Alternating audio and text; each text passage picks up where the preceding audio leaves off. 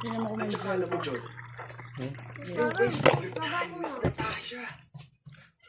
Eh, picture lang yan. Hindi totoo yan. Sa tingin ko, Bartley, si Natasha, para sa akin, totoong-totoo siya.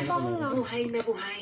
At alam mo, pakiramdam ko, malapit na siyang dumating. Malapit nang dumating si Natasha. Uracha. Sarap ah. Honey, saan ka po? Wala. Gusto ko lang sanang kumain kasama mo. Kaso, may asunod. Miss Uracha, dito na kayo mo po. Aba, bigla naging gentleman.